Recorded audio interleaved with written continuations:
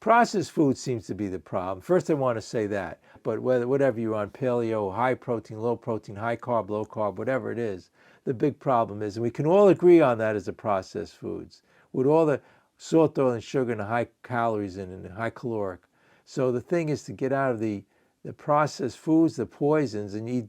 Our illusion about life with our addiction to food, it's all about the food. Again, whether you restrict or overeat, we're making it all about a material thing. If I control this, or if I have a lot of this, my life is going to be happy. How finite is that? We want to be infinite. We can't, when we're into the food, like I come home and I would come home, close the shades, and I'd have a drink in one hand, eating the food in the other, and who knows, years ago I used to smoke cigarettes or people nicotine, whatever it is, right? But it's very insidious, but yet we miss out on all life and all the vibrations around us in the universe. And the steps brings us to that spiritual awakening. So I bring up the water, which I have here, and this is God's gift. This is just an example of how you can miraculously, when you change the perception, whatever diet you eat, it's not so much the food you're eating, it's what you put on it, right? You go to a restaurant, which is mostly all poisonous foods, even the supermarkets all around us, the advertisements lie to us. So we end up having this big lie in our head, and then we get into the fear of we got to get out of this mess. And then we can't think straight, and we can't feel our own instincts on how much we should eat or shouldn't eat. So there's the answer in these steps, and I never realized it, working these steps. So 95% of diets fail. We all know that, and it's pretty amazing. But it took me a while to figure out that the 12 points to my diet are in the steps. And I know a lot of you here may not agree with that, but when you get settled and centered, you'll know intuitively, your body will know what to eat, how much or what not to eat, and whatever your compulsion is towards food. Again, there are different types of compulsions, and the amazing thing is, if you like the video so far, press the like and subscribe button. When I came into this program, it was basically the idea that I would come in and first of all, I said, I want my food plan, give me that piece of paper, and I was out of there. Second of all, I realized it was a little bit more involved than that. But the main thing was, and the glorious thing is, you hit the lottery when you come in here and realize not only was my food addiction, it was the answer to all my problems. And I started to realize also, in relation to the food addictions, it's related to the other problems in my life, and other problems in my life are related to the food addiction. It has to do with the ego and self saying, I got a great idea, I'll have more money, success to be happy, get people like me. I have a great idea, I'll eat all this momentary pleasure, lust after the food. Right, to put gluttony in the 7 deadly sins. I always love that because people say that our program's antiquated. The 12 steps, which was about 80 years ago or 90 years ago, the big book was written. Maybe 80 years ago, and here the big book was written 5,000 years ago, and they thought about gluttony back then and had that as part of it. And gluttony related to lust, lusting after things, and pride being number one, and creating us to have all of these. And on page 62 in the big book, all these delusions and illusions about life. Come to our free Zoom meeting, see info and description. Now back to our video. And see fear, well, we're in fear, and the topic was fear of fear. We're saying all of those gloopy drinks, I got to resist that. For years on a strict diet called the gray sheet diet, and I had to restrict it. But every day I was fighting it, white knuckling, I guess you could call it. And I wanted those foods, and I was trying to push it aside, put it out of my mind. But what I didn't realize that the diets were making it worse, trying to control it.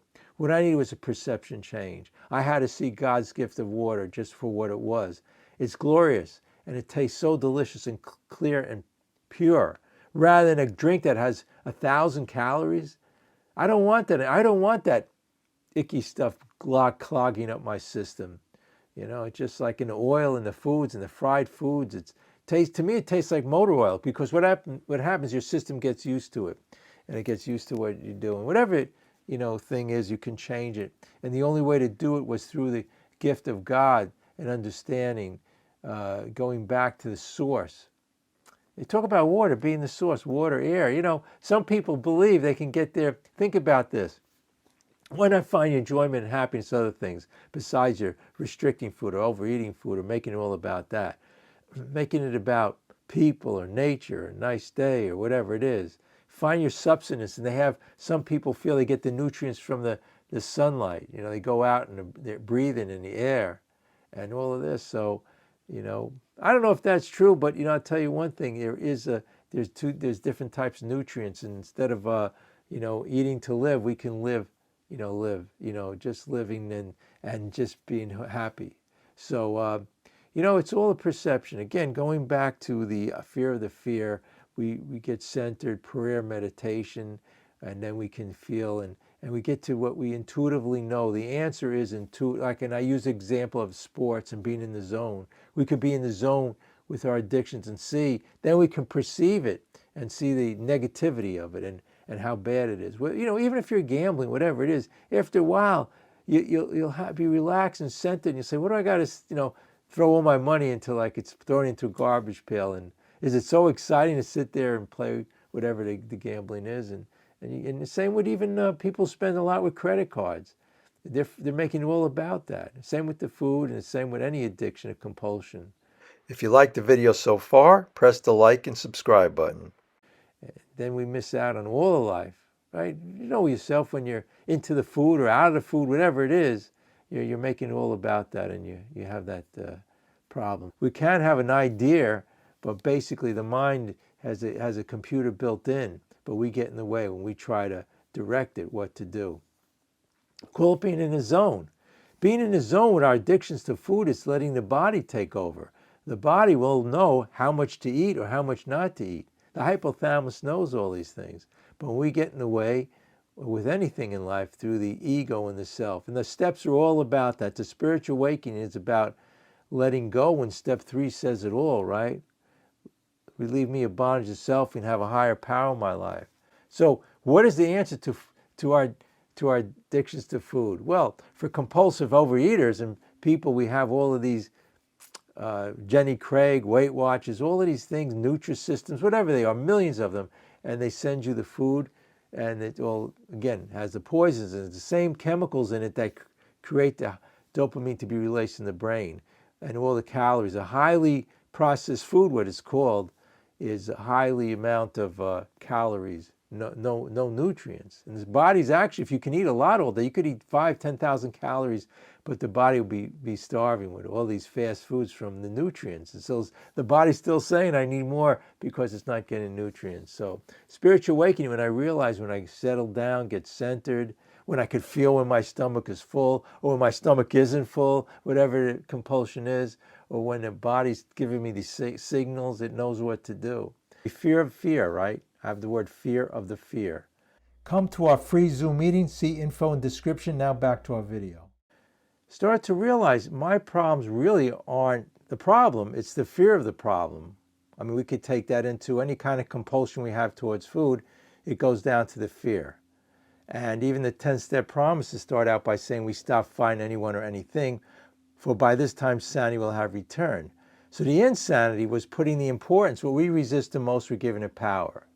So if we have any kind of compulsion towards food, whatever it is, we have anorexia, bulimia, overeating, or any kind of resistance we have, a compulsion towards anything else. It could be drugs, people, gambling. Some people have towards shopping, whatever it is. We're the ones who give it the power, because everything is a perception in the mind. So the fear of the fear, really, it comes down to, it's a perception. Having a problem, either being the problem or the solution. For an example, if I say to you, I have a problem with somebody in my family, it could be my mother-in-law, my spouse, whatever it is, I'm actually saying to you, listen, this is a real problem. But I started to realize the answer to my problems, I have no problems, is my perception. So with the food addiction and compulsions, it all comes down to basically our thinking and trying to resist it. And when we resist something and we fear it, the self-centered fear, we're blocking out the sunlight of spirit. So we have prayer, meditation, whatever it is, but if we're in the fear and we're trying to fight something, we cannot follow it. A good example I was talking about the other day was insomnia. How can we fall asleep if we have fear about falling asleep? When we let go, God will take over, and our consciousness and the way we're developed, our body needs rest, right?